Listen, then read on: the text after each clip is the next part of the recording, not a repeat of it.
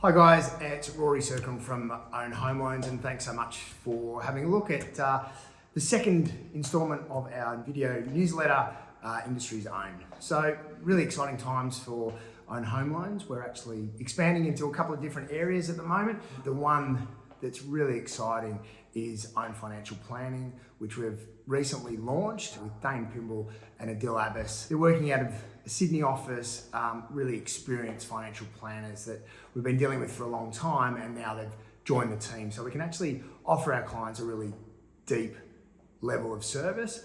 So we're really excited about that and really welcome those guys to the team. And in that, we're actually looking at expanding our offering to a money coaching offering, which we're really excited about. We really think that there's so many people in Australia that need a bit more money coaching, a bit more help around managing basic financial affairs that will really set them up for the future. So certainly watch this space. We're really excited to let you know a bit more about that over the coming months.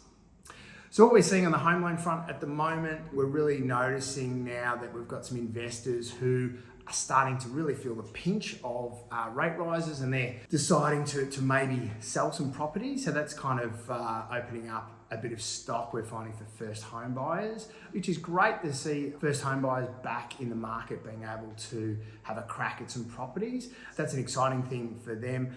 Obviously not so great for the investors who think that they need to offload their properties.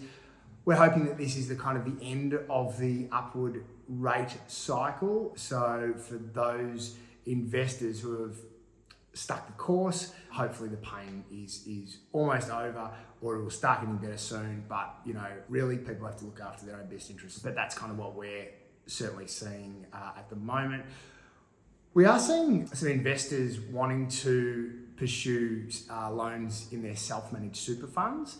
So people who might see that they've got capacity in their super fund, they've built up some a bit of a portfolio, and now they're saying, okay, well, what can I do with this? If buying property outside the super fund is proving a little bit difficult, there are some avenues now to open up inside super. We're finding that more lenders are in the space now, which is great. They certainly weren't the flavour of the month for a long time, and there is a certain distinct pickup in that area of the market. And certainly we've got expertise in that space, which we're really grateful for, that we can help those clients out and give them the right advice when looking at a limited recourse borrowing arrangement. The other side to that is, because there's more competition in the market, what we're finding is that we're able to refinance some people out of really ridiculously high interest rates that they may have been stuck with for a while. So someone who may have got an SMSF loan a few years ago, really thought that they were stuck in it.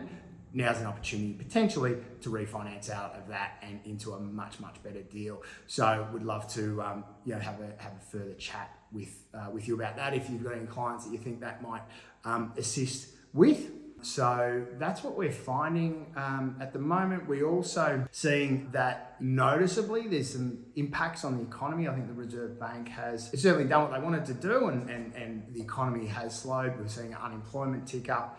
So hopefully that is the end of that, the upward pressure on interest rates. Hopefully the new Reserve Bank governor and the board see it that way, and just wait for these more fixed interest rates coming off that cliff. So hopefully we see that that's the end of that cycle, and we can go back to a more normal type arrangements with interest rates, and people can just feel a bit more secure and a bit more predictable, so that they can plan their properties, their portfolios, knowing that, okay, if I can deal with the interest rates now, the medium term's looking okay, because probably rates are going to start coming off again, which is great.